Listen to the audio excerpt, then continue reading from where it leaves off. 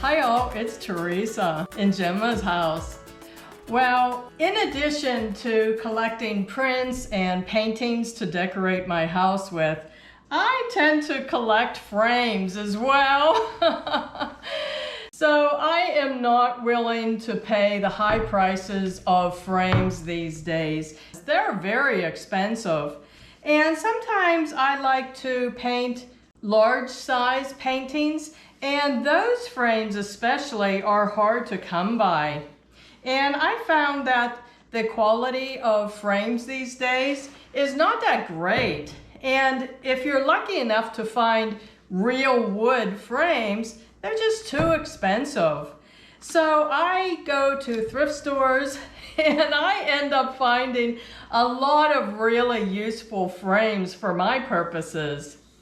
In addition to thrift stores, you can also find these beautiful older frames at good prices at garage sales, flea markets, estate sales, and sometimes you might even be lucky enough that you're gifted one by a family or someone who is trying to downsize. Okay. This beautiful frame was actually given to me by a family whose mother passed away, and she had some old framed artwork and other art supplies, and they just gave me this one. So I really appreciate that because I love to do large paintings. This one is actually 24 by 40 inches. It's just a print of a painting on hard cardboard. And I already started my own painting on the back of this one because the family told me they were sentimental about this. I think they remembered it from their childhood. And so I told them I would not paint over this. I would just turn it to the back and do my painting on the other side and then use the frame, of course. So this frame, I have to just fix a few little things. Some of these mid-century frames are in better shape than others, but you can usually fix these little problems. This is kind of like a linen type paper, I think, and it's coming up just in this one corner. So I'll use some white glue, full strength. I'll put it under this and tape this down until it dries. And the same in this corner, just a small area. I also had to remove the metal label that was on here, and it left 2 small holes. And you can see how dirty this linen paper has become over the decades. So I'll just put some white glue in these 2 small holes, let it dry. I'll probably have to do it a second time. And then I'm going to end up painting over this linen paper. And I made a video on that, and it was a really popular video because I think a lot of people just want to use these older frames, but the linen sometimes is not in great shape. So you can paint this and it looks wonderful, and it retains the texture too. So I'll link that video to the end of this video in case you'd like to watch that one too. I'm just going to paint the white glue.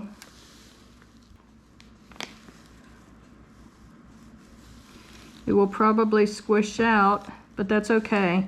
This will dry clear, and I'll tape this down. Oh, goes down further than I thought.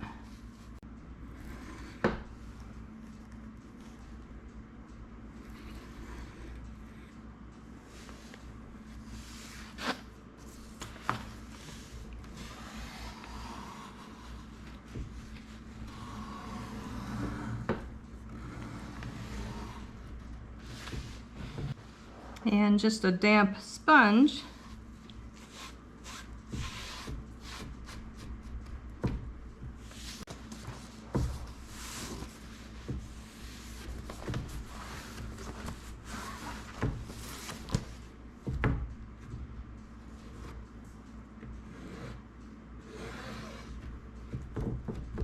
actually don't think I need to tape this even. It looks like it's holding really well.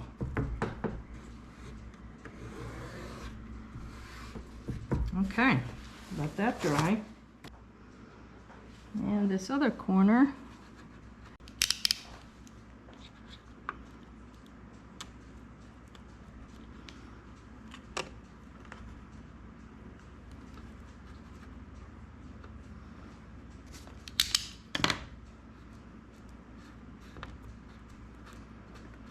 And since I'm going to paint this, the paint will cover that little section that's missing here.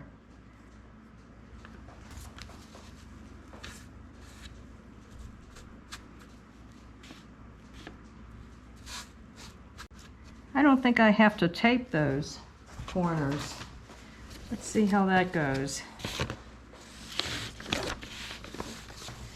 So this part is a little loose too, so I'll add some glue under this part.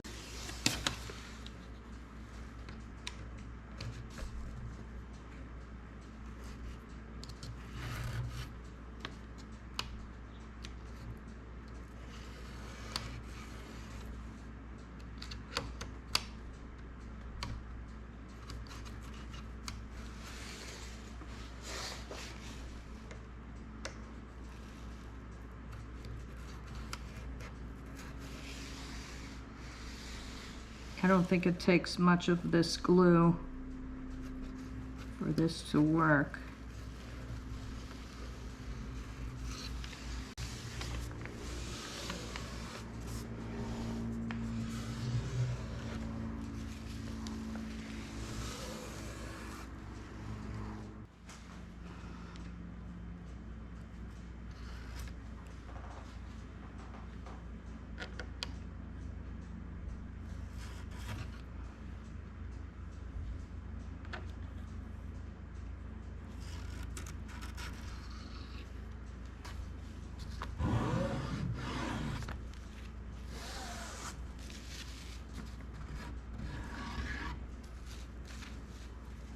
Okay, and on these two small holes, I'm just putting a dab of white glue. After it dries, it will shrink back a little bit and I'll just do it again.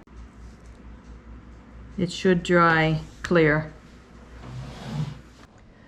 Okay, that glue did a fantastic job of doing what I wanted it to do. It's holding this down perfectly. So that worked really well. So now I think I will just use this same acrylic paint that I used on that other frame that I fixed in my previous video. It's warm white, and this particular brand, this paint is a little more watery than some of the other brands of these small bottles of acrylic paint that I use. So I'm just going to use this same one. Okay, so I'm going to use this brush. It has stiff bristles and it has an angled cut to it too, because when I go along these edges, I don't want it to spread out too much. So I want to be able to control the paint. So I want a brush that has stiffer bristles. We'll see how this one works. And again, I mentioned that this brand of paint, the paint is more watery than some of the other brands that I use. And I think that's good for this type of project, because it will be just enough to cover any stains, but the texture of the linen will still show. I don't want to use a thick acrylic paint. And we'll see how one coat does. There's a chance I might want to do a second coat. We'll see when I'm finished. So do you see what I mean about these stiff bristles? I'm able to control the flow of paint easier because the bristles are stiffer. It pushes the paint around better. So I'll just show you this when it's finished. Okay, I'm really happy with the way this turned out. So I have one final thing to do.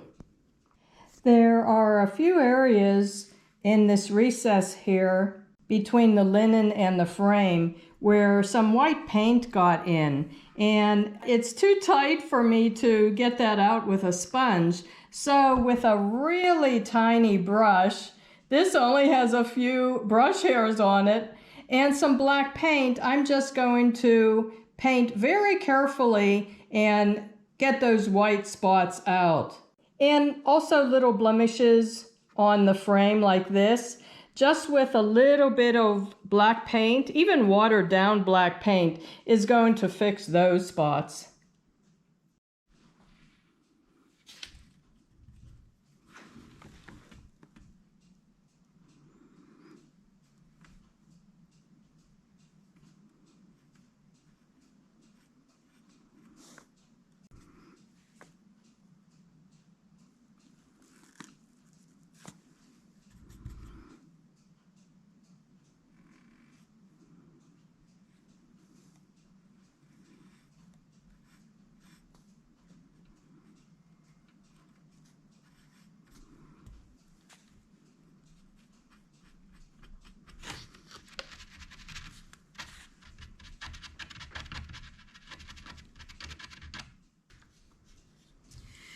And just like that, this frame is ready to use. I really am happy with the way it turned out. So hopefully this video gave you some good ideas of projects you can do in your own home. And if you like this video, can I ask you to please give it a thumbs up? And can I also ask you to check my main Gemma's House channel page? If you click on the videos tab, you can scroll around and maybe there's another video or two that you'd be interested in watching. I do so many other types of projects like quilting and painting and decorating projects around my house and in my yard.